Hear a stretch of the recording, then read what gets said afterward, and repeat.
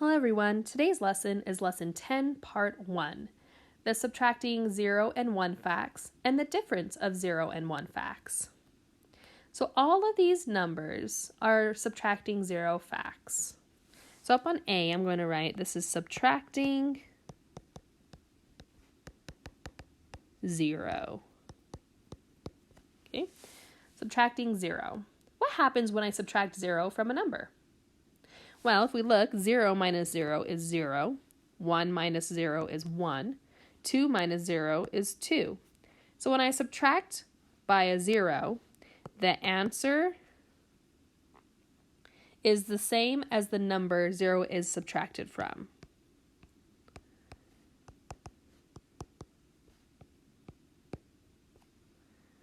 Okay, the answer is the same as the other number. There we go. Okay, so 3 minus 0 would be 3. 4 minus 0 would be 4. 5 minus 0 is 5. 6 minus 0 is 6. 7 minus 0 is 7. 8 minus 0 is 8. And 9 minus 0 is 9. Okay. Now, the answer for a subtraction problem is called the difference. Okay. So, on part B, let's answer these questions. 1 minus 1 is 0. 2 minus 2 is 0. 3 minus 3 is 0. So if you notice, when we subtract a number by itself, the answer is always going to be 0. We call these the difference of 0 facts.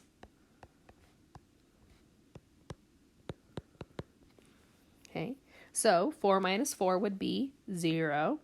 5 minus 5 would be 0. 6 minus 6 would be 0. 7 minus 7 would be 0. 8 minus 8 would be 0. And 9 minus 9 would be 0. Okay, let's look at the next part. So here on C, we're subtracting 1 in all these problems. And these are the subtracting 1 facts.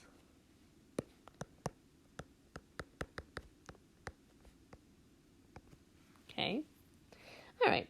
When I subtract 1 from a number, what happens? Well, 2 minus 1 is 1. 3 minus 1 is 2. If you notice, when we subtract by 1, we're going backwards on our counting numbers by 1 spot. Because when we count, we go 1, 2, 3, 4. So if I do 3 minus 1, it goes to 2. 2 minus 1 is 1. 4 minus 1 is 3, etc. So 4 minus 1 is 3. 5 minus 1 is 4. 6 minus 1 is 5. 7 minus 1 is 6. 8 minus 1 is 7. 9 minus 1 is 8. And 10 minus 1 is 9. All right, what about the problems in section D? If you notice, all these numbers are the problem. In all these problems, the numbers are next to each other and we count by ones. So if we look, we have 1, 2, 3, 4, 5. Okay, so the 3 and the 2 are next to each other. And the 4 and the 3 are next to each other, and the 5 and the 4 are next to each other. So these are our counting numbers when they're that are next to each other. So when I subtract these problems, what do I get? Well, 3 minus 2 is 1. 4 minus 3 is 1. 5 minus 4 is 1. So we call these the difference of 1. Of 1 facts. Because anytime you subtract two numbers that are next to each other when we're counting, the answer is always 1. 6 minus 5 is 1. 7 minus 6 is 1.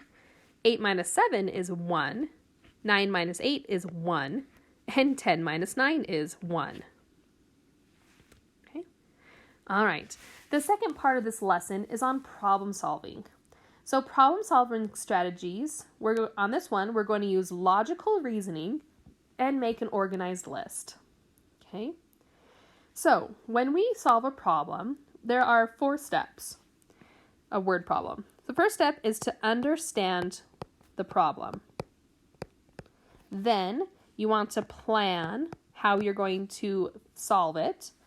Then you will solve the problem, and then you check to see if your answer is correct.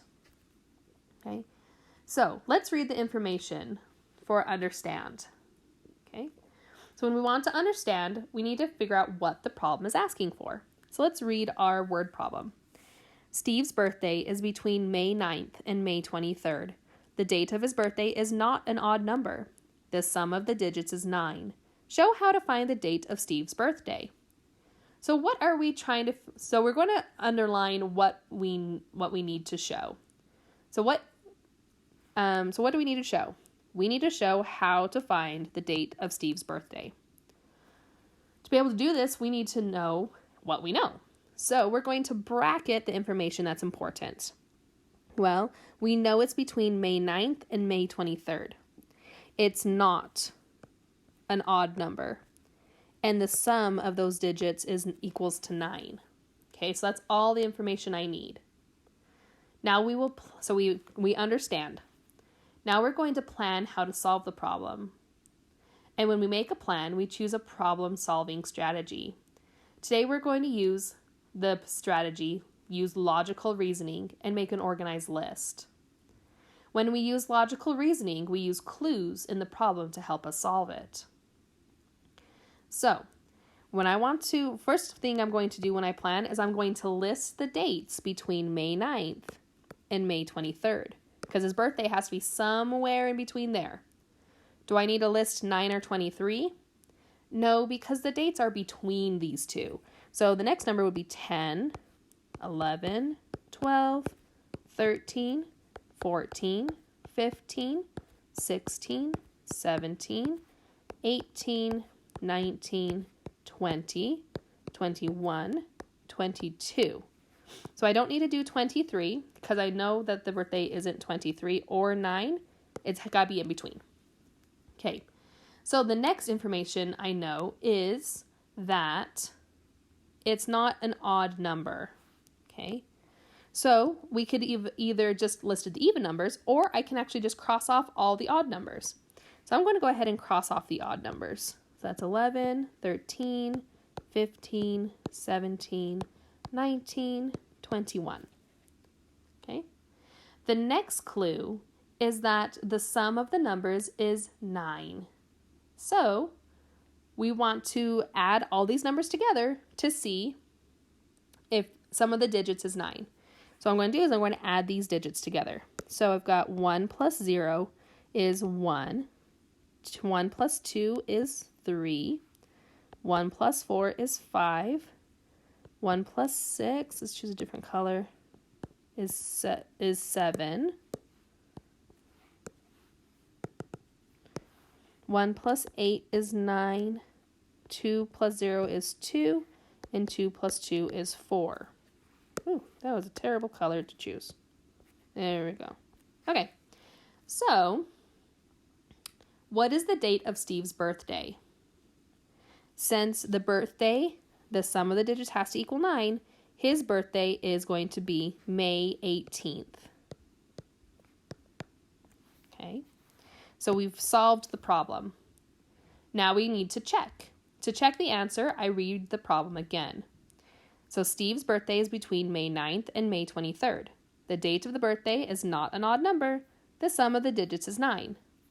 Okay, so is my date here in between May 9th and May 23rd? Yes, it is. Is it an odd number? Nope, it's not an odd number. And the sum of the digits equals 9. Therefore, May 8th is the correct answer. Okay. So you'll be working on problems like this throughout your lessons. It's easiest just to take it step by step. Okay, and that's it for this lesson. Good luck on your homework.